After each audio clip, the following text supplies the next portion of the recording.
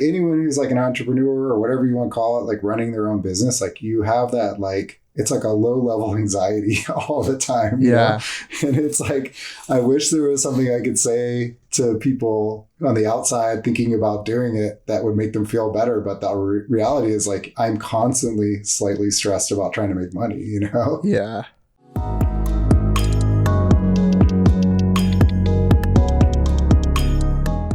Hey everybody, welcome back to the Jesse Nyberg Podcast. Today we're here with Mikey from Bossdog.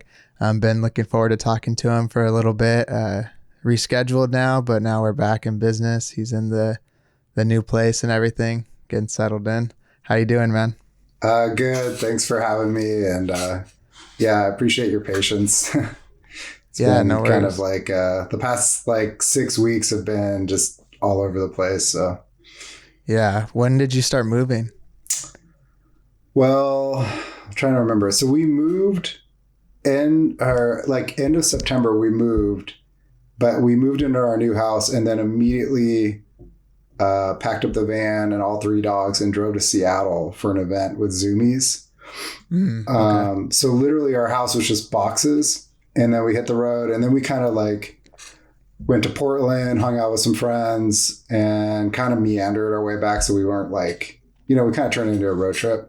Yeah. And then we got back to our house and it was pure chaos. And our goal was to flip Bossdog. Like, we run Bossdog out of our house. Essentially, it's like our fulfillment.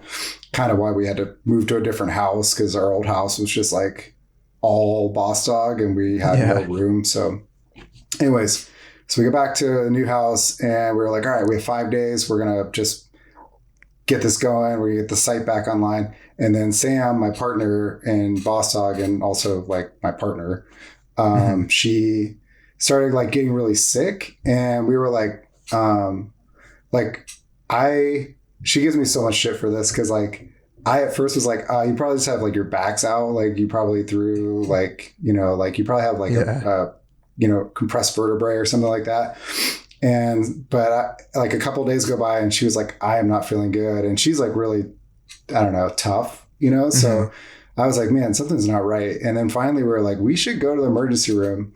So we did. And she ended up having blood clots in her lungs. And it was crazy because like they immediately were like, this shit's real. And like she could die.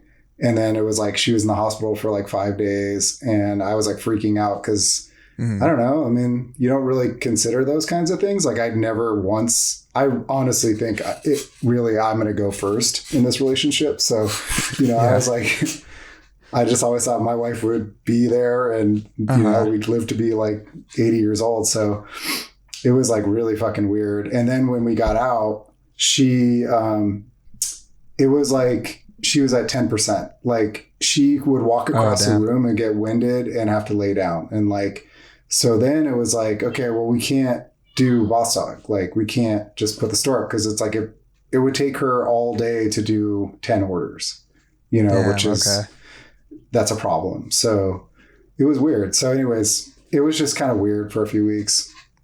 Yeah. I'm sorry to hear about that. I know how you feel because I'm always telling my girl like, you're good. And I'm hoping it's never actually serious because I'm always downplaying like stupid little problems like that or whatever. Oh man, Sam will she loves to just rub it in. How I was like, dude, what's your problem? What's going on with you? So that's cool though. You got are you still over in like the desert, right? Though?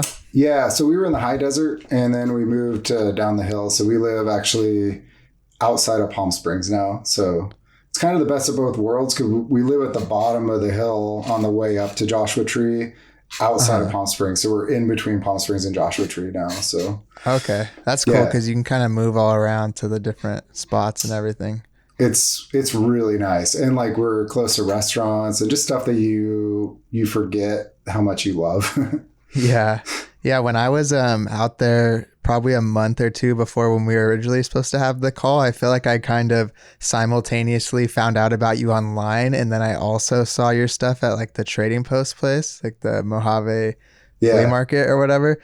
And I thought that was cool because, and I feel like it was one of those things where once you see something online, you start to notice it everywhere. And I was like, damn, this guy's shit's like, and now, I mean, though I'm on vacation, I see his stuff at this like flea market. And I thought that's when I first saw your stuff. And I thought you had like a super recognizable style with Bossdog and everything. And I was curious kind of how long you've been doing like art and design, and also kind of how long it took you to kind of get into that specific style you're kind of messing with now. Yeah, I mean, it's always hard because it's like I try and be really clear about stuff because I think I'm at a point now where it's encouraging to hear, like this is a process. It's sometimes a lifelong process for people, and like some of the choices I'm making now are deliberate, whereas I would say, when you're kind of still learning, you're just trying to like learn and you're trying to emulate and imitate other designers, or you're trying out things. Whereas like some of the choices I'm making now are conscious. And I just think that might be sometimes the difference between like people that are still learning or coming up versus people that kind of,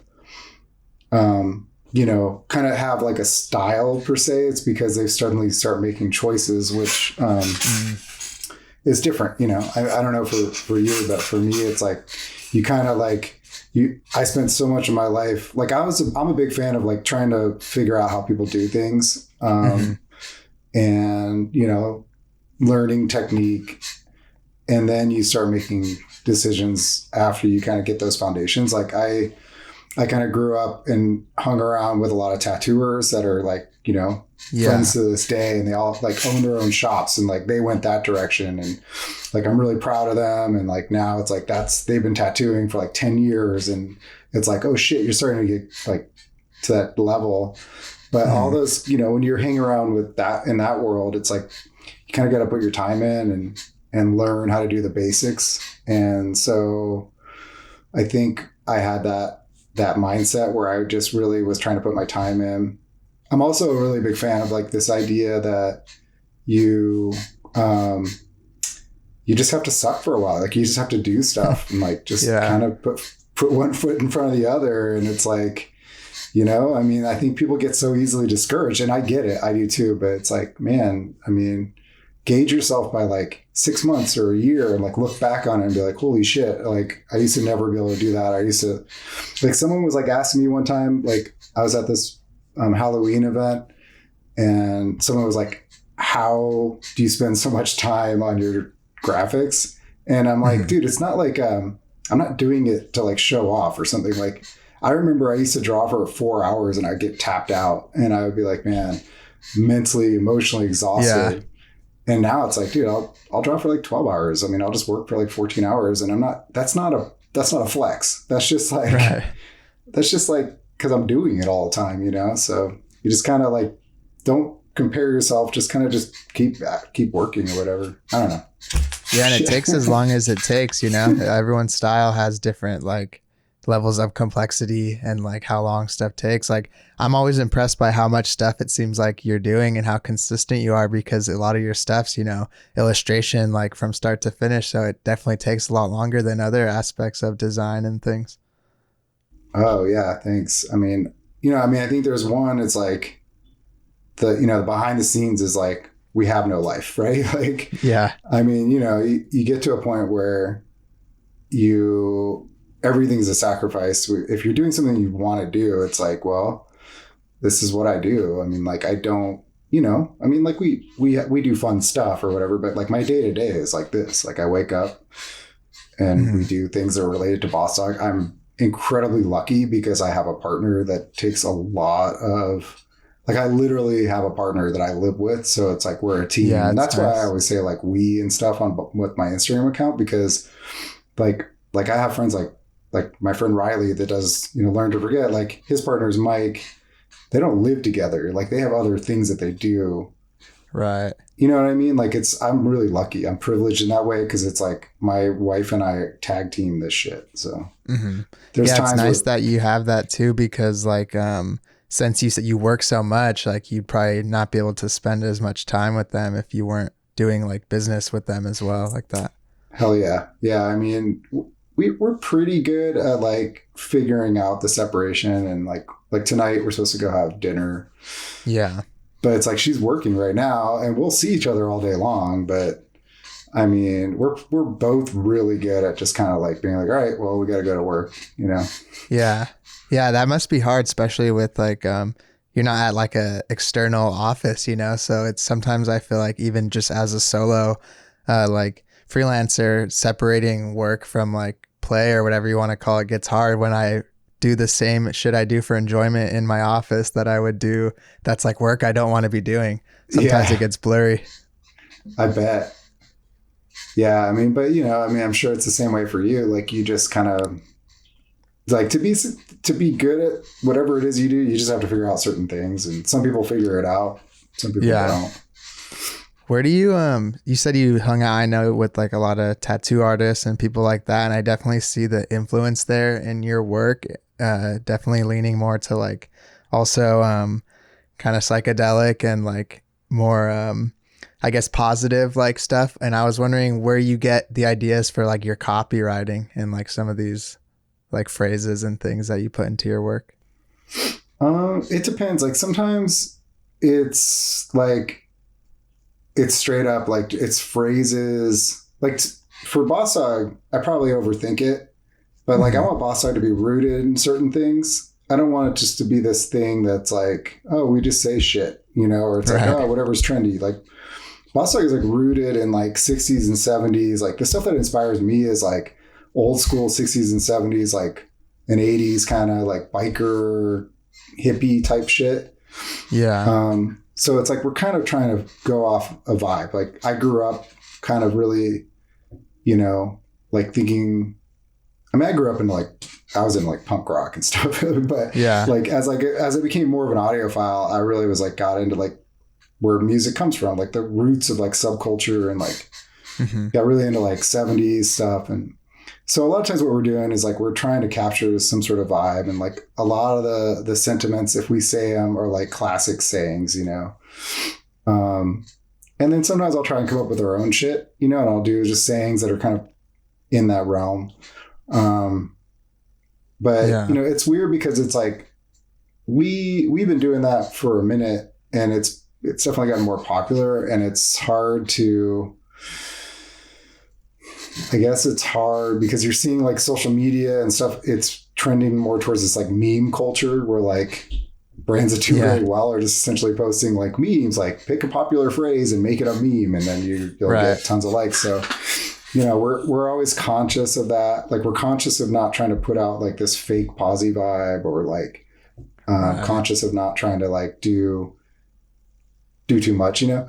And then on the other flip side is like, in that same realm, like I'm really into like, you know, kind of like spiritual philosophers. Like I'm really into Rumi and Ram Dass and like stuff that I take really seriously. Like I'm not, you know, I don't wear it on my sleeve and shit, but like I think for me, I went through a really big period of my life where I struggled with like, you know, and I'm open about this stuff. I don't like put it out there on Instagram too much, but it's like I really was like depressed. I fucked around with drugs, hard drugs, way too much. I had to get sober, and in that path, you know, kind of reached new kind of enlightenments, I guess. So I just started thinking differently. It's really easy for my mind to go to the negative. Like I am a really critical person if I let myself be. So I used to gravitate more towards like fuck the world kind of mentality. Yeah. But it's more of a challenge for me to do a positive sounding graphic, because I could easily all day long say something kind of dickish. Yeah, I get that. I feel that way even when I'm just writing like captions and shit. Like it's so easy for me to just want to like say some sarcastic bullshit, but then I have to kind of check myself and think like, is this even actually funny, or am I just being an asshole right now? You know? Yeah. I think it's hard. How do you like balance, I guess you said you've had like negative times and you've overcame a few things. And I'm curious with your work now stemming from kind of positive philosophy and spreading like good messages that resonated with you. Is it hard for you to do that when you may not be feeling so positive that day? Yes, absolutely, man. And that's, and that's like a double-edged sword, because I feel like one thing that Bossdog as a brand, or whatever you want to call it, my business that I have with my wife, is Sam and I like want to be authentic. And that means like we're not going to always just be this like, hey, say something positive today. Like Right. we see what works. We see what's trendy on Instagram. And it's like that. One of the things that's trendy is just to be consistent. And so when you're a brand like Bossdog, it's like, well, sometimes we may have some critical shit to say. Sometimes we may have some darker things to say. The flip side of some of like spiritual philosophy is like there's a darkness to it. I'm really into like some of the more mystical elements of it, and some of that stuff doesn't translate. Like we'll post something that's like positive and mental health. It's like it's pro mental health and all that, but then the next day I might just be kind of cranky and I might do a graphic that's not as like flowery, and I might put a Grim Reaper on it because like that's kind of like the roots of Bossdog. And you'll sometimes see people like our followers will be like, wait, what? Like, so it's hard. I think you just have to look at like everything. It's like a marathon, and at the end of the day, the people that care are noticing, and we're just trying to be consistent and be ourselves. And like, if you meet us, I don't want it to be a surprise that, like we're hiding certain things about ourselves from, sometimes like we're feeling it, sometimes we're not. Social media is a hard place to be really positive in any ways too.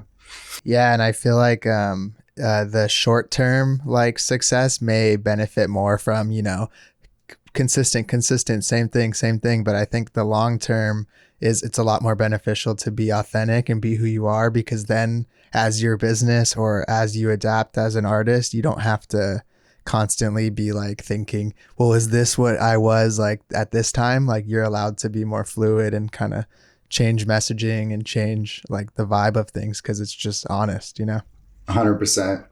Like I look at like, like Lamborghini is a really good example of a designer. Like we've worked together a lot, and like I see, that guy, I mean, Joe from I mean, he's always posting shit on his story that's like just super funny, him getting into like little altercations with people hitting him up and shit. Yeah, he's funny, and he's also just like, you can tell he's posting where he's doing graphics based on like where he's at versus like what he thinks he should be doing. And I like that a lot, because you can, I mean, I don't know, it's like how many of the same exact type of thing can you have? It's like I love it when I see diversity with designers and stuff, Yeah, I don't understand, like, no shade. Like, obviously, like, if it's working, I understand why people are doing it. But even if I do find a formula that works, after I do it maybe like 3 or 4 times on Instagram or on wherever, like, I myself start to think it's not even worth the, like, clout or whatever, because I'm already bored of this. Like, I want to do some other shit. I don't want to just keep doing this. And there's other people that, they've done the same thing for, like, 900 posts or whatever. I'm like, geez, like it's almost like a flex and like a whatever's the opposite of flex, because I'm like, I'm proud of you for being that consistent, but you're for sure bored. There's no way you're fully enjoying that anymore. I 1000% agree. And it's just funny because I was just on this morning, I was texting with some friends, and we were kind of talking about this in a way that wasn't like, we weren't talking shit, but it's like, it's so frustrating when you're a brand and you do these like incredible photos or product photos, and then you do something else. It's like a really cool reel of like this, and like your page just like, it doesn't know how to place you, it seems like. And I see a lot of clothing brands struggle with that, where it's like they'll do this like really cool graphic, and then they'll post a story of them like walking their dog, and then they'll post a picture, like a really cool model picture. And like, if you're a follower and you legit like that brand, you're like, it's dope, I get it. But they don't track well. They don't really gain followers, because Instagram likes it when you just post the same exact thing over and over and over again. And it's like, I would get bored too, I don't know.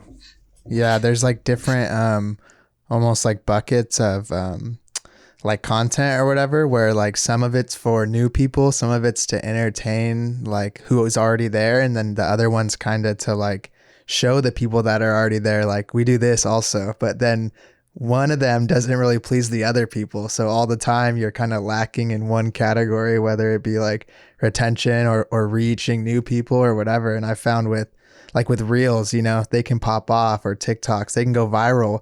But every time I look at the metrics, it's all people that didn't already know who I was. It's no one that's like, hell yeah, like I love your stuff. It's someone new. And that's why I feel like you see people do those videos like that and stuff, and they talk to the camera as if no one already knows them. Like, hey, I'm blah, blah, I'm a designer, I make this. But every video is like that. And I started to think, who are like, don't they already know? But they don't. It's all in like the explore page and shit like that, you know? Yeah. It's a weird world. I really feel like I had a better sense of it. And honestly, this past year, I don't understand it as much as I thought.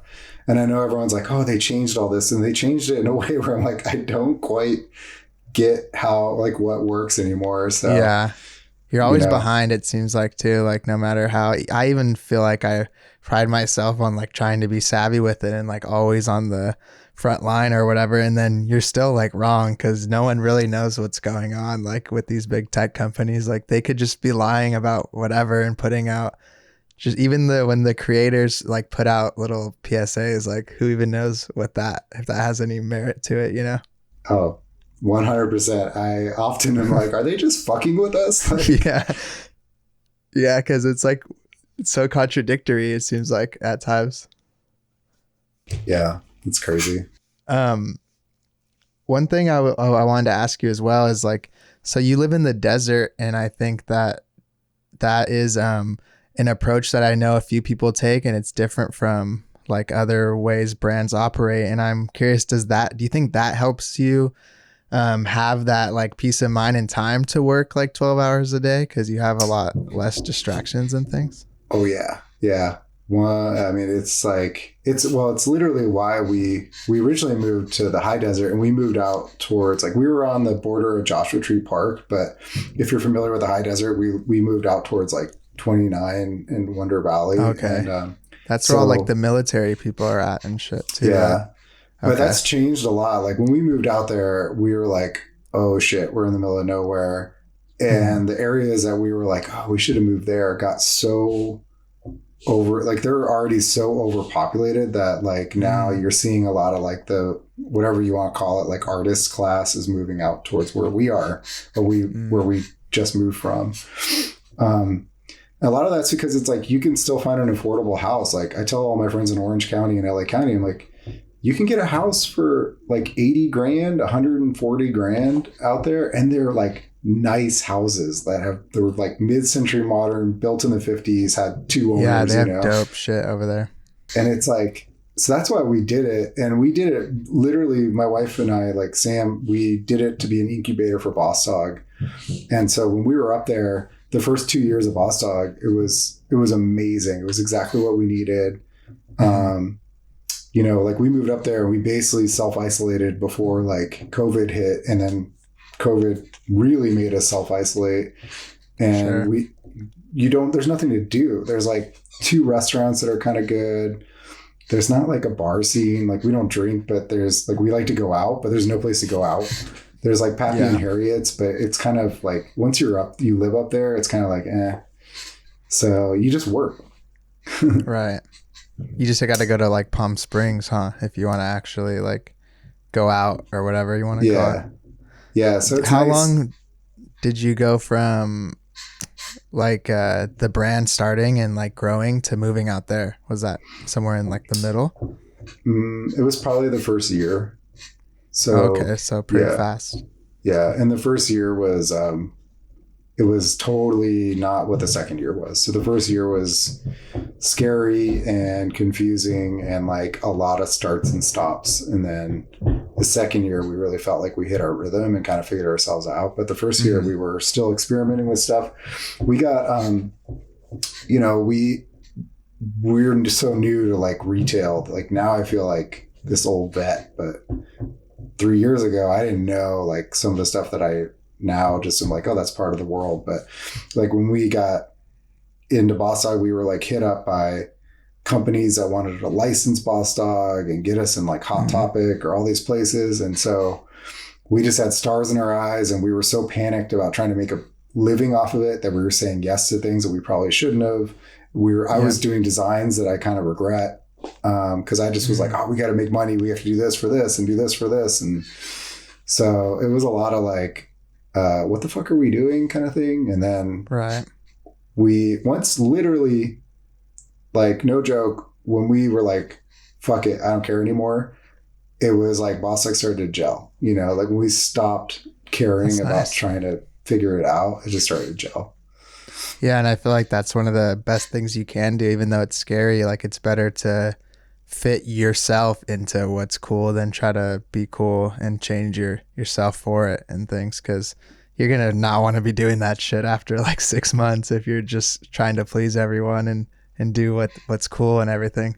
Totally. I was just like scared, and like every time we had an opportunity, I'd be like, oh, that's numbers. So we have to say yes, because then it would be X amount that we can make a month. And and I was making decisions that were very short term, and not understanding that like you'll have other opportunities, like not everything's a perfect fit. And also like watch out for these people that like approach you, and not all of them are like quote unquote bad people, but people approach you and they're like, hey, I want to make this easier for you. Let me do this for you. Or let me sign this deal so we can get you in the store. And it's like, you don't realize it's like, well, you could do it yourself and save yourself a bunch of money, or you could get in that store and represent yourself and save yourself literally like thousands of dollars a month. So sometimes like people are like, they come to you and they're like, they're trying to make a living too. And their living is to make it off of you, you know? Right. I feel like people are really easily manipulated in that way, because they want to kind of take the path of like least resistance or whatever. And they may not know like that they're able to do that. Like, I even felt that way with working as a freelancer. Like, I never thought I'd already be able to make enough money like this early on doing that. And then I realized like once you get the mentality of like, you can kind of just do whatever you want, for lack of like a better phrase, you start to feel more comfortable. And it's like, I don't need someone's permission to do this or put this out or hit up these people. And like, yeah, a lot of people are going to be shitty or maybe tell you no, or like try to scheme on you like that. But then you just learn that you got to learn that shit quick. I think, my threshold for bullshit and like shitty jobs is definitely lower when, you know, you got to make rent and shit like that. You'll take like shitty positions, but it's nice to be in the position sometimes where you don't have to do that. And I'm sure it feels a lot better now that you're kind of, you have your own little pocket and you don't have to really deal with, I guess, like you said, the things you regret or anything like that. Yeah. I mean, it's good. You know, I mean, like it's, there's pros and cons to it, you know, cause it's like, you can never take it for granted. Like, I think that's one thing that like people also, I mean, people, myself included, like we're in year 3 now, and I never really had anticipated much past year 2. Like I knew I wanted to start Bossdog. The first year, it was like we were always behind the 8 ball. Every month we were trying to figure out how to make numbers work. We didn't know if it would work. The second year, we're like, oh, it works. And now we're like, cool. So we have to do this for like, you know, I want to do this for like the rest of my life.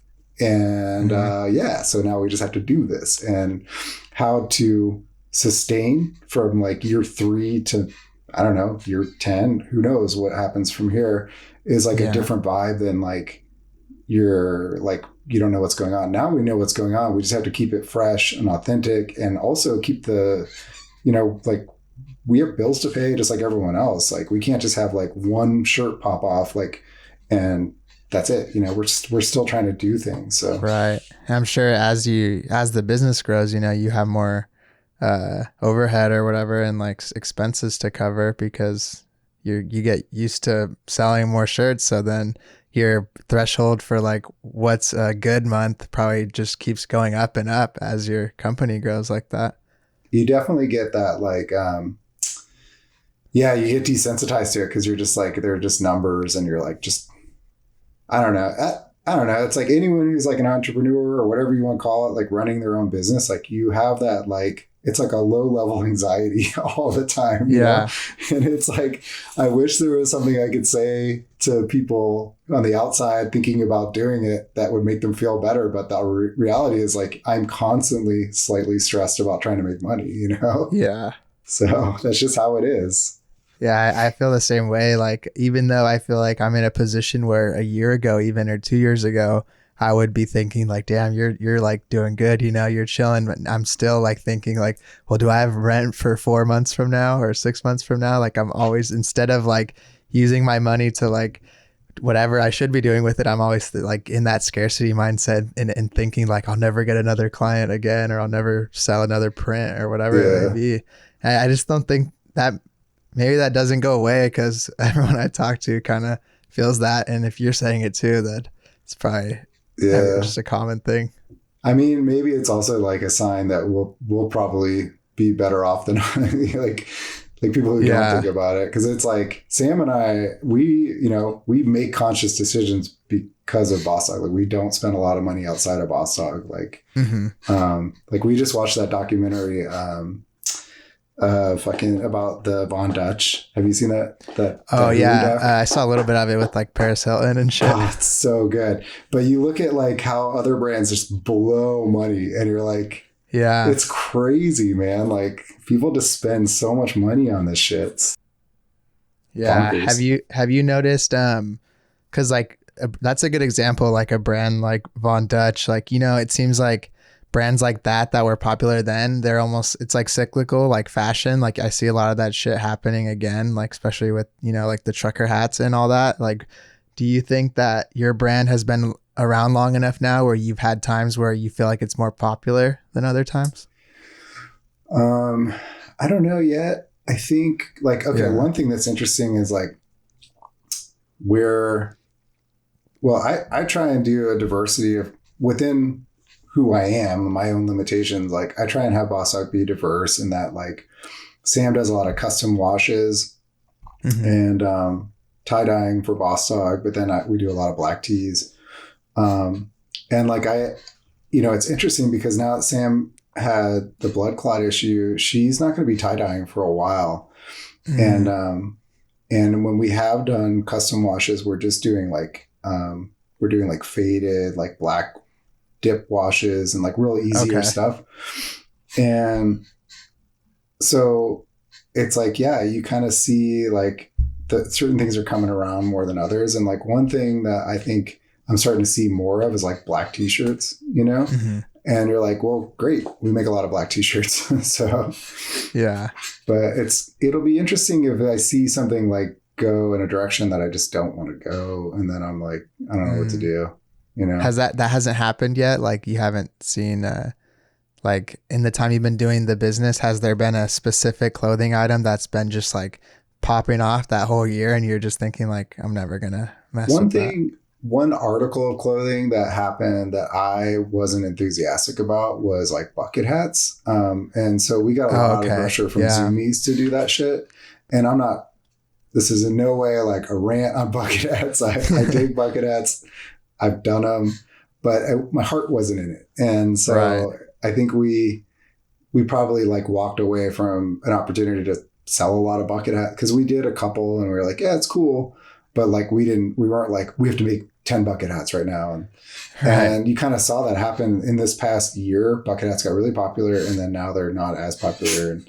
And so sometimes I think we just kind of sat that one out, When I was in high school, they were like popping off with like Schoolboy Q and everything. And like Zumiez, like stores like that you're in, some of them like Zumiez, Tilly's, Paxton, that's like bucket hat central right there. They were fucking everywhere at the mall and shit that. Zumiez does love a bucket hat. What brands what retailers have you worked with now? Like out in total? So we're right now only in Zumiez, but I've personally worked with Spencer's, Hot Topic, Dolls Kill. As an artist? Or as a designer? Bossdog worked with Dolls Kill up until it basically, I mean, I'm not going to like go too into it, but it basically came out that the owner and the ownership of that company were kind of so in a place that like we had the option to not work with them. So some brands don't have that option. So I'm not being critical of that, but we decided we didn't want to work with them anymore. But Bossdog did some stuff with Hot Topic and Spencer's, and it wasn't a really good fit. And then I'm actually doing another brand that's working with like bigger retailers like TJ Maxx and like Target and someone else.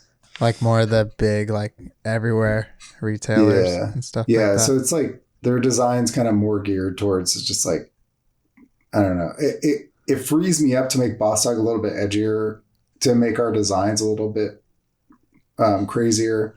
And then I have this like outlet to just kind of do simpler, kind of like my brain's not working on it as much, but it's fun and it's creative. Yeah, that's nice. I feel that way with, it's not like entirely the same, but when you have like that kind of boring, but like consistent client, you know, it frees you up to be more selective and more experimental with the other shit you're doing. Cause it's almost like you have a job again, but not really. And it's funny too, cause it's like some of the stuff we're doing with Bossdog now, I think the shirts are like the best. Like when you see the designs on shirts, it's like the best. Like I'm not in any way, I have no ego about this shit. Like I have the opposite of ego. So I'm always just like, but in my like skewed opinion of the brand, I think we're putting out the best tees we put out. And it frees me up because I can just like focus on making these like designs that I really love for Bossdog, and then do other stuff that I know will be a little bit more popular or kind of more mainstream. So. Yeah. I mean, I'm looking at the page again right now, like this one that the living in a fantasy horde, like some shit like that is looking crazy. Like I've really been liking some of the stuff. Like it seems like, I think I gravitate more towards your stuff that isn't as positive, maybe like more wizards and like the Grim Reapers and shit, just because I feel like you said, like the trend, it's almost like lately it's like toxic positivity. Like everything I fucking see is just like, you know, you're doing okay or whatever. And I'm like, all right, like I guess, but I feel like there's really a fine line between people like you that I think are being authentic and have some kind of merit in these things that you're saying, and then, you know, the people that may be just doing it for because it's cool. Like I think there's some people that are spreading positivity that if positivity wasn't trending anymore, they'd be spreading, you know, whatever the fuck was going on at the time. Yeah, I can't agree more. And it's like one of those hard topics because it's like, you know, I don't want to be negative about people being positive. But it's like, it's tough. So it just is like sometimes, you know, I don't know. It's just, if I wanted Bossdog to be a place where I was just like, I knew how to just get this path where I was just getting, you know, a consistent amount of likes and tracking it, I would do it one thing. But like I said, it just doesn't really jive with the brand. And then once you know us, it would be really unauthentic because we come from, like Sam and I grew up in a world where, I mean, we have other kind of opinions and attitudes and just like this, like, being positive thing. And the other thing too is like I'm seeing stuff that Bossdog did like 18 months ago. It's starting to just be done again and again. Like graphics we've done are being repopped. And that's part of the pitfalls of using popular phrases where it's like, well, if you do like we did, for example, like we did like Be Kind to Your Mind, and I then saw like literally 30 designers do that design in the next 2 years. And it's like, well, I'm not saying like, I don't want to sound like this, not meant to say like, oh, we did it first. It's not about that. It's just like, it kind of makes you just go, okay, well, I want to keep doing us and not just keep like when you see something and it's just so popular, it just is like, it makes you be like, well, let's just focus on who we are, you know, and because we're still going to be here in 2 years. We'll be here in 5 years. So. Right. And I feel like, that just drives you to dig deeper, you know, more into like some obscure shit that you might not see be as like cyclical or copied as often. That's a better way to put it than I just said it. How does it feel, I guess, then to see like, cause you talked about when you felt you were kind of getting in the groove is when you started creating your own style rather than like getting influence or like replicating things that you were interested in. How does it feel to see you be that person now to other people? I'm sure some of it is cool and some of it's like bothersome and everything in between. Yeah. I mean, it depends on like, on which lens you look at it through. Right. Cause it's like, if I'm like a kid is like 19 and just getting into design and sees Mikey Bossdog talking, I don't want to come across to that kid like an asshole. Right. Cause it's rad. Like, I just think like follow who you're inspired by and do. And that's great. It's an honor. But the flip side is like, I'm also in a world where I'm doing this for fashion, like retail. And, that's a gnarlier world than like social media or like young people who are inspired by like what you're doing. That's a world where literally like, recently we had a thing where it's like Urban Outfitters. I don't mind talking shit on them because, well, you'll find out, because like they literally told us they didn't want to carry Bossdog. And then 6 months later, they started putting out through their own private label all these designs that like, it's not just me. It's like very clearly they're very Bossdog inspired. And it's like, I've had friends in other retail outlets have buyers be like, you should check out Bossdog and do graphics like them because their stuff sells. And because they were my friends, they told me. And it's like, when it starts to become something that is like infringing on me and Sam's ability to make a living, that's when I'm a lot more negative about it. If it's like kids that are just inspired, like great. But then if it's kids who are inspired who, are trying to then low key sell designs that look just like mine, it gets a little complicated, I have mixed feelings.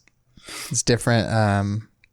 The lens you said is different when you're looking at it as Mikey, the artist, or the person on Instagram versus the Bossdog brand, like you're living and making money and things like that.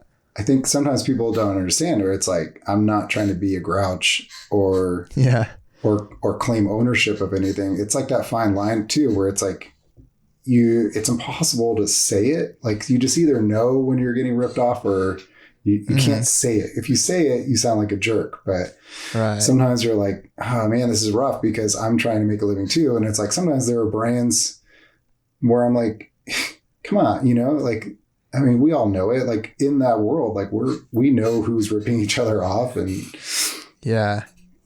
I don't know what to say about it, It sucks when you see it. I see it happen to people I know, like really bad. And then it's like you said, you can't say it for some reason. Like then you see someone call them out or whatever. And then the public acts like, why are you like going after them or whatever? Like they're smaller than you or something. And it's like, it's not about like this perceived like size or anything. It's about like being, I guess, morally, a good person or whatever, because it's like, I've seen it before, and like I've never been copied. Like I don't think I'm in a position to be copied like on that level or anything, so I wouldn't know how I'd react. I'd like to think that I'd be like super low key about it and just like message them or try to figure out like a offline workaround, but I don't know. I could be lying, and there could be me where I'm super mad and I go on Instagram or something and make a story just yelling at this person. It's hard too, because like the flip side is like, I do believe in a universal subconscious. I do think that like you can say the word trend is bad, but there's also trends that are good, where it's like the past 2 years, 3 years, everyone has been influenced again by like old Grateful Dead style and like certain things. And you can be like, oh, whatever, but it's cool because honestly, Grateful Dead put out the best t-shirts of any band ever in the 60s and 70s, like, then what they inspired became artwork on t-shirts. And so I love it, so it's like, there's these universal subconsciousness. There's these like, like these kind of art forms that suddenly a wave of kids like get into, and it's beautiful. And then it's like, so I don't know. It's such a mess trying to figure out what's authentic and what's like copying and all that stuff. Yeah. And it's interesting to see like trends where they become so embedded. It almost is like, that's just what the way you do that thing. Like, so with the way you do your art and your shirts is tons of people do it the way where you have bold text, you have top graphic, bottom text again. And it's kind of like, it's not like they all look the same, but it's in a frame like that, you know? And then you see that anywhere from the kind of more hippie, psychedelic, Grateful Dead stuff to the big chrome, like hip hop 90s t-shirts. And it's like, that has someone did that first, you know? It's not like they were like, this is how you make t-shirts, text, graphic, text, but it's become like the formula almost now, especially at these big retailers. It's like, it's so true. And it's like Teenage Stepdad has that amazing graphic that's like, I don't know if you've ever seen it, but it was like, he's one of the best designers in the game. I love him so much. And he's got a graphic and it's just like, it says something like top text, bottom text, and then like middle image. And it's just like, it's so funny. But I have like a real story about that. I used to know the art director for, a heavy metal label, Relapse Records. And he literally, we talked about this one time, and this is like 6 or 7 years ago. And I think I had maybe done something for them and put the name of the band at the bottom. And he was like, we can't do that. It won't sell. He's like, I have proof that will show you that like the name of the band at the bottom of the t-shirt will never sell. And he's just like, it's you can't argue against it. You always have to put the name of the band at the top. And it's just funny because it's like how our minds work too, where it's like, yeah, if you try to do something different, it just won't sell, you know, at the bottom. At the end of the day, it's like you're trying to sell this shit. So yeah, that's another way you probably have to navigate it, where you're as an artist and then as a business, like you probably want, since someone tells you that, you're probably like, oh, I want to try it, you know, I want to do the bottom text, but then you want your shit to sell to the kids or whatever the psychology is behind why it shouldn't be at the top. I'm looking at this Teenage Stepdad shit right now. I've never seen this, but it's really dope. Dude, this shit's crazy. I fanboy out over that dude. He's on another level. Like his graphic design is just amazing. It's so all over the place, but in like a good way. Yeah. It's like so much shit. It's like this is what I like this, because I know a few other people that do things like this, and it's like memes or whatever, but then they're designed good. So it's like the best of both worlds when it comes to like spreading around the internet or whatever. Yeah, and he's one of those guys that you should have on your podcast, because I mean he could speak to, because he originated like the style of graphics that you see him doing that like are now just commonly seen as like almost memes. Like he started doing that. I can't remember, before he was Teenage Stepdad, he was someone else. I mean, so he's been doing this stuff like and originating this style like since internet shit, you know, like social media shit. Yeah, I'm gonna have to do some more investigation on this. Yeah, it's weird to see, like, because I see tons of different trends and online and styles develop, and it's really hard to know like where they came from, because once a trend becomes so popular, it doesn't matter if you were doing it first or you were the originator. You start to become grouped in with the next person that's just as big doing it as well. Yeah, and it's you know, you got to remember the internet's a weird place. Like, you know, someone could join social media tomorrow and have no frame of reference, no like art history, no design knowledge, you know, they don't, and like, you know, think like, I don't know, like see a Garfield cartoon and be like, oh, you're fucking ripping off Mean Machine or something like that. You know what I mean? Yeah. Like, it's like sometimes people say the dumbest shit, and it's because it's like, you have no idea what you're talking about. Like you know, like you literally just discovered this world, and you're like now like in someone's comments. Like it's funny to me, this tendency, because it's like people have these like this kind of, there's like always a self-righteous personality. It's like they just want to pop off about stuff, and you'll see people commenting, and it's like, man, I think you just joined Instagram like in the past year, and now you're like saying like blah blah blah, this is ripping off this, and it's like, well, dude, they're all influenced by like Ed Roth or something, you know what I mean? Like it's like crazy to me how like people don't know like where shit comes from, and you know? Right. I mean, that's like literally half the shit I see on Instagram comes from places that I don't think the people know. Like, especially all this like acid graphics and like chrome shit and stuff. Like there's all these OG like Y2K designers that were doing shit that looks like they went into the future, into Instagram 2021 and went back in time and made it. Yeah. And these are just like 18-year-old kids, you know, with like asset packs or whatever, and have no idea even and like, it's not their fault. I don't know why they would have an idea about this shit, but it's just interesting to see. Yeah. Like they may think in their head, like this shit's original or like no one's ever done this, but you can find it, you know, on Internet Archive or some shit. Yeah. Yeah. It's tricky. I mean, that kind of stuff I try and just, I honestly have gotten really good at just like, I just don't really think about it, but it's just, you have to laugh about it, you know? Yeah. Have you noticed, this is like just a real quick question, but so you know how this past year or two, like it's been really big in like vintage and like giant graphics, and a lot of old t-shirts have been coming back. Have you experimented any of that into your designs when it comes with sizing and things? Just simple stuff like that. Are you talking about like oversized graphics? Yeah, oversizing it. Have you been doing that? Hell yeah. Yeah. I'm like a real nerd about that stuff. Like, we have a couple graphics that we released something with Lamborghini actually. That's like the graphic Grim itself Reaper is like, thing? Yeah, it's like 24 inches tall. It's ridiculous. But I found the company that still does all the graphics for Liquid Blue, which is, the all over.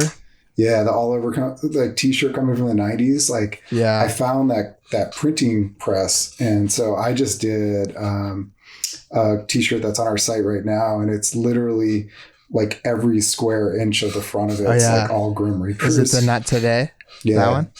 Yeah, that shit's crazy on the sleeve. That probably looks dope on the actual body. Yeah, I if it were up to me, I would have every graphic oversized, but it's also like a lot of printers can't do it. So I think I've seen that company you're talking about actually like running ads every once in a while. Like it'll just be a picture of some insane fucking graphic with like lightning all over, and they're like, we can do this. And I'm like, oh shit, that's dope. Yeah, because some of that, a lot of my homies out here in LA, like they sell and collect vintage and stuff, and some of the old like Liquid Blue shit they found is crazy. Like I don't even know how people were thinking of this shit then.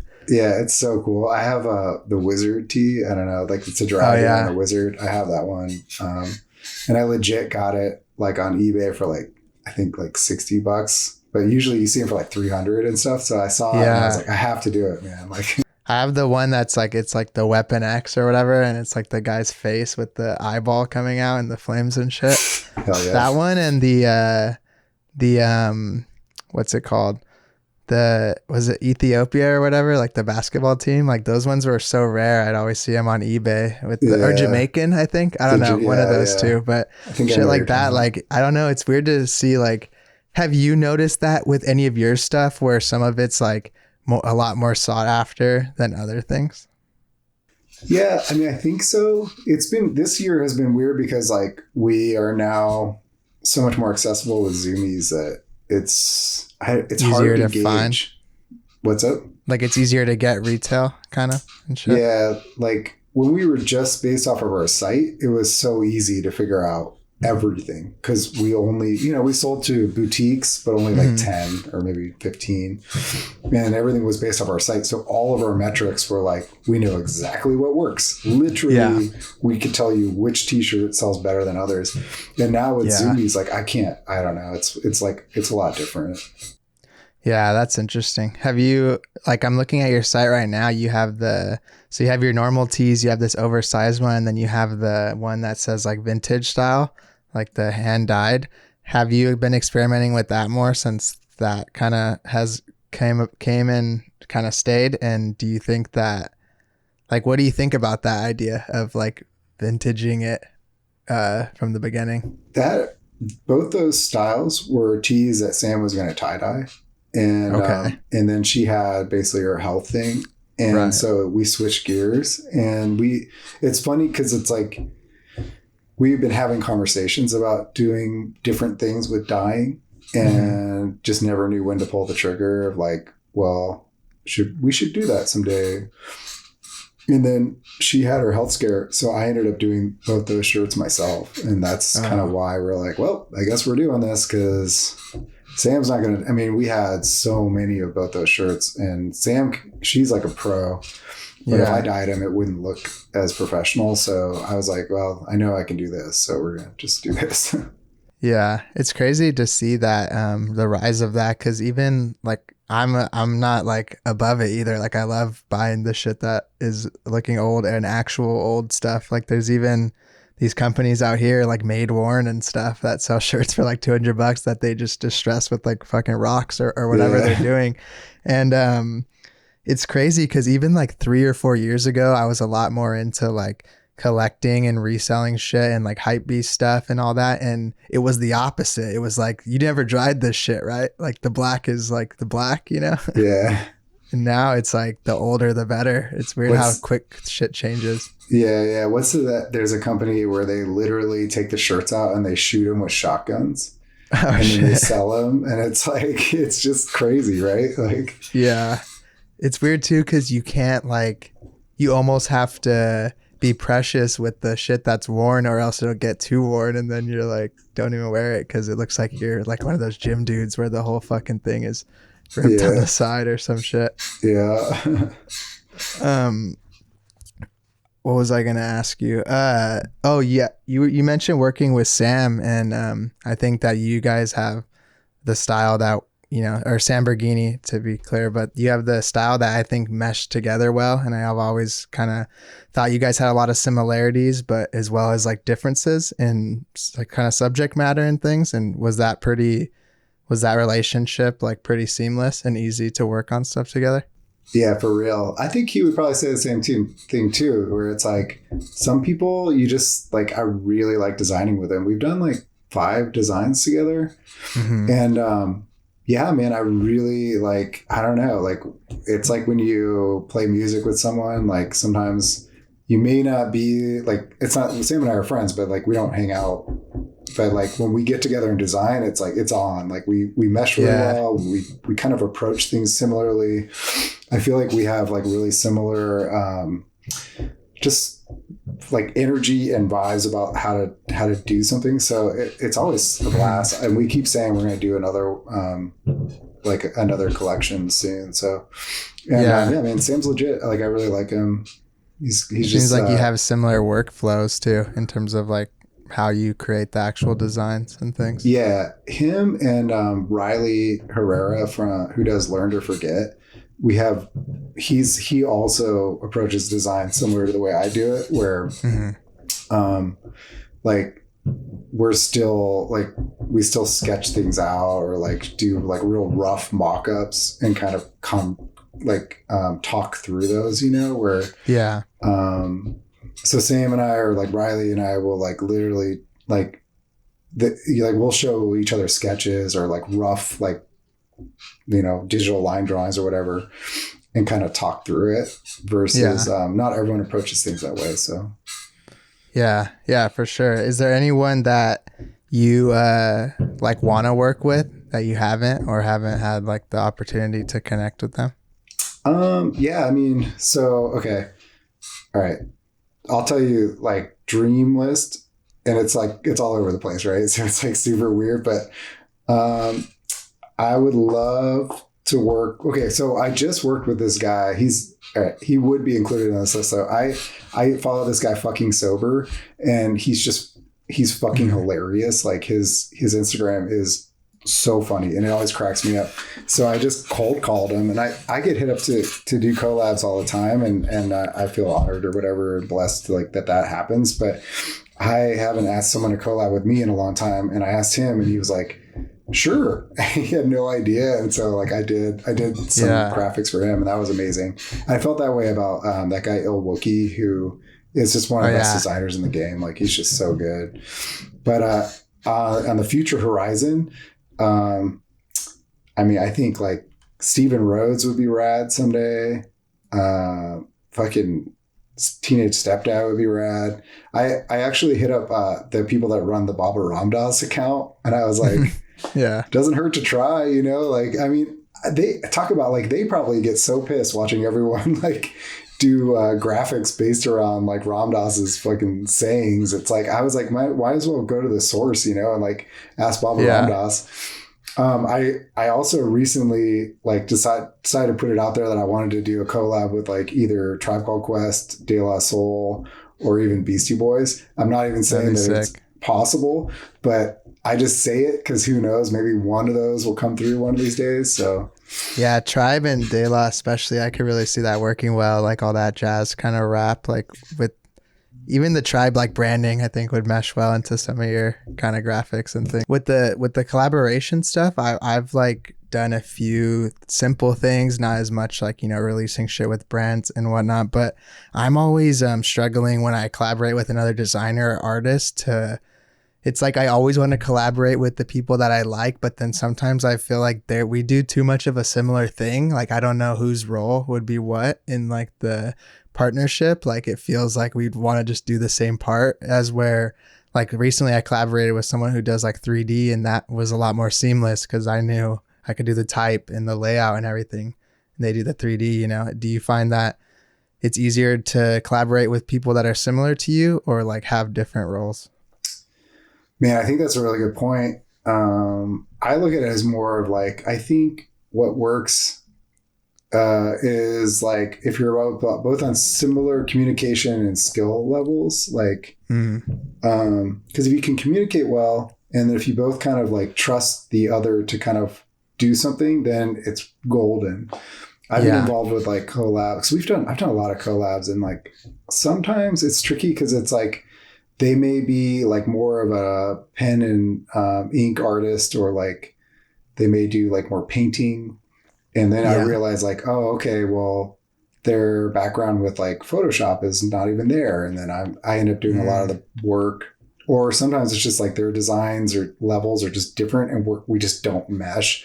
And then I end up, I pride myself on like kind of ending up like kind of making my design fit so that the whole design just looks good.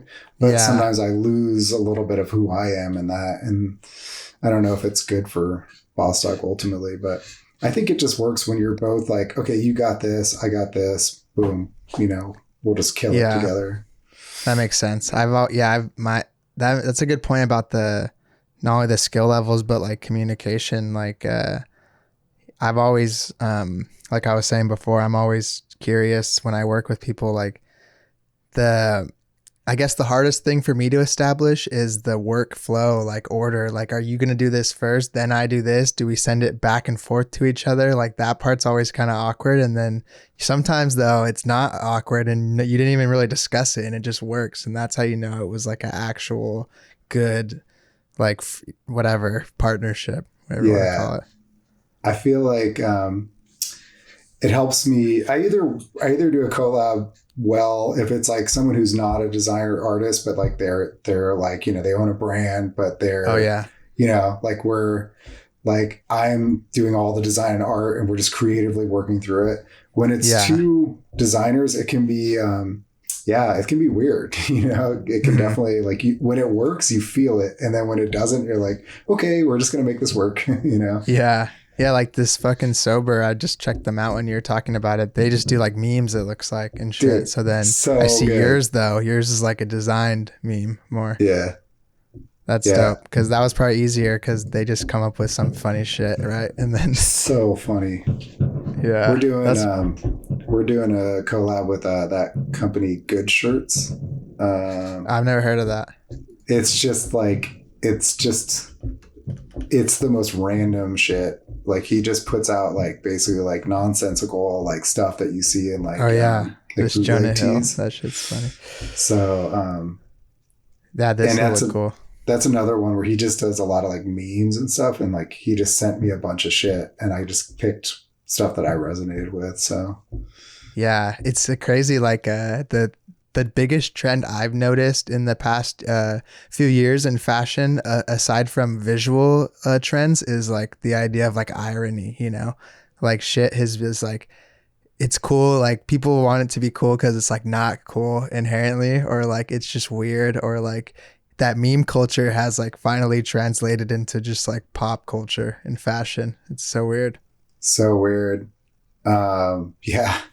it's definitely, I feel like I'm just curious to see where it's going to go next, you know? Yeah. Like I see the same shit people wear now. That's cool. And they're like, oh shit, like check this out. Like, you know, these like 90s, like fucking, I don't know, like Hurley hoodie or something, like some weird shit where in like high school, like people would have been like roasting me if I was still like wearing shit like that, you know? Yeah. It's just weird to see how it's like so cyclical. What's this thing you did? Cause I remember commenting on it cause I thought it was dope that they like credited you, but the Death Valley Girls, that shit, that was for like a podcast or something. Yeah, we did. We basically like repopped an older Bossdog design for them, and they're just like really nice. I mean, I don't even quite understand how we came to be familiar with each other, but yeah, their vibe and their energy is really rad, and then I like their band, and so that goes a long way of like, oh, cool, this band's legit. I like them, and then they hit me up to do a design, and like I try. And I always like try and be like upfront with people. And I was like, I don't have time to do a new design, but can I just do like take some older design? And so I did that. It's all really kind of amazing design. And they liked it. And then they're like, cool, we'll just write a song called It's All Really Kind of Amazing. So then they wrote a song called that, which was rad. Do you do that often? Like, I guess license or like kind of readapt work if people are okay with that?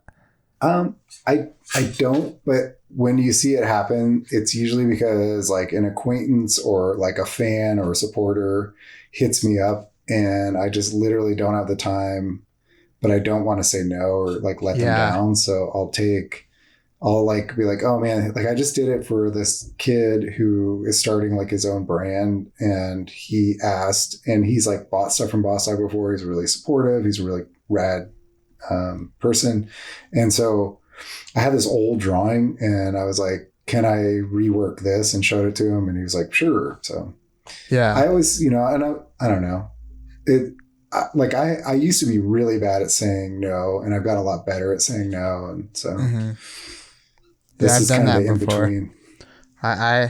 I've gotten better, but yeah, it's like what I said earlier with the like money thing, you know, I say no to more bullshit if I'm doing well or whatever, but I've been hit up by friends, where I don't, like I want to help them out, but it's like sometimes your friends aren't your target audience or whatever. So you're just like, I don't know what I can do for you, but then I have this, like, here's these things I have that I never like finished or didn't put out for anything commercial. Like if you want that, we can work something out as like a license, but I'm not I don't want to create anything new right now. Yeah, 100%. And it's also like sometimes your friends are like people that you know. It's like, I don't think they get that what we're doing is like labor, you know, and like there's only so many hours in the week. And like sometimes people will be like, oh, you know, do you want to do this, like this flyer for this band that's playing? Like, I think it'd be really good for you. And I'm like, you're asking me to give you X amount of dollars, basically. Like, you're not doing me any favors, like, no offense. But, you know, like I would normally charge for this and it would take me 10 to 20 hours. Right. And so you're asking me to give you all this. And like, I think you think you're doing me a favor. Like, it's weird. Yeah. You know? Yeah. I don't know if like I give off that vibe or whatever, but anyone I know on like a more relationship level, unless they're another creative, that's kind of how they approach me. Like, yo, like, I told my boy, like, you can help him out. Like you need this work or something. Yeah. I'm like, no, like, I don't want to create this fucking SoundCloud cover art or whatever it is. I think the fact that you still get that kind of like frustrates me, because that means that even how well you're doing, people think that they need you to plug them or whatever. It never goes away, man. It's so funny. Yeah, that's one thing I've learned about from doing this podcast for like a good amount of time now, is like everyone has such the same experiences, even more than I thought. Like I knew obviously like there's worlds that blended and things that we've all kind of encountered, but it kind of feels like even in different levels of experiences, different demographic backgrounds, even different artistic styles, they all kind of run into the same shit that we want to complain about and stuff. Yeah, for real. It definitely is like important to keep in mind, because it's like I try and just like, you know, it's like, dude, everyone is out here is just like, it's still kind of struggling and not struggling, but we're all grinding, you know, like we're all just like working. So it's like, I try and just like ignore all the shit that I don't understand or irritates me. And like, you know, I'm really lucky because like, I feel like in the retail world, it's not always this case, but I lucked out in that I'm in a group of friends that also have brands and we all kind of like can talk amongst ourselves, which at least I have that, you know? Yeah, that's good. It's good to have like people that more or less like fully understand what it is to be like what you are, you know, like you can explain shit to people that don't do it, but they're not really gonna like have the same level of either like pride or empathy or any of those like same feelings. Well, it's also too, like, I mean, you look forward to doing stuff like this where it's like, I like to talk to other people. It's like, okay, we're doing it. And it's like, it's humbling and it's great to like encourage people to hit you up on social media. And they're like, how do I do this? Blah, blah, blah. But then there's a reality where it's like, I don't think people realize it's like, we're trying to make a living off this. And then it's like that circle gets way smaller, you know, it's like, there's like a lot of people who may be doing stuff and they're on Instagram. But then the reality is there are people that are making a living doing this. And those are two very different things. And for sure. And so sometimes it's like, you just got to ignore all the bullshit on Instagram and just like talk to like the people that know what's up, you know? I mean, it's crazy. Like I know I have friends or colleagues, whatever, that, you know, they don't know shit about the internet in terms of like content or whatever. They're just like badass designers that work on these crazy projects and get brought on like in the industry. And then there's people I know that have like 100,000 followers and like they still work at like a job because all they have is like their posts.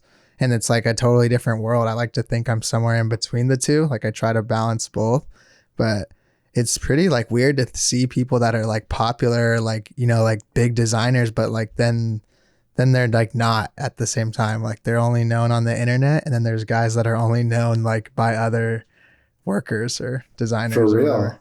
Well, it's like weird because it's like, you know, I think that's like the myth of like people that chase this idea of like followers or whatever, where it's like, dude, some of the best designers that are like out there doing shit for Quicksilver and all these big brands, you know, have like 3,000 followers because they're not like they're just working for these companies, you know? And, and then it's like, I also know brands, like I know certain brands that like they move product, like they are huge brands, but they've had 9,000 followers. And like, for like the past 4 years that I've known them, they don't gain followers. They don't really do much on the internet, but like they are crushing it in sales. And then it's like, I'll know other artists or brands where it's like, I don't think they're moving a lot of, like, they're not selling a lot, but they're like huge Instagram personalities. And that's great. But, you know, it's like, it's just, I think people have this idea that like one thing translates to the other, and it's just not that case. Yeah, it really does. It doesn't even translate in between like the internet platforms, you know? It's even hard enough to get someone to go from this site to this site.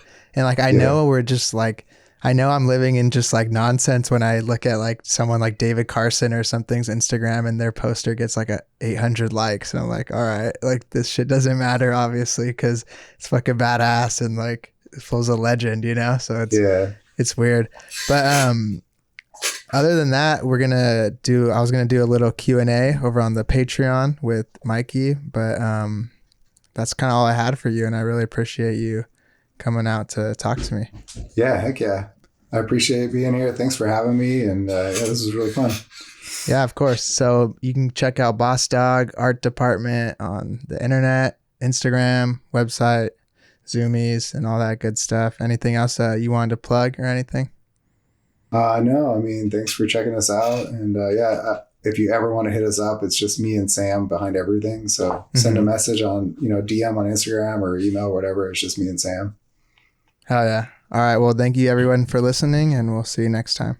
Peace out.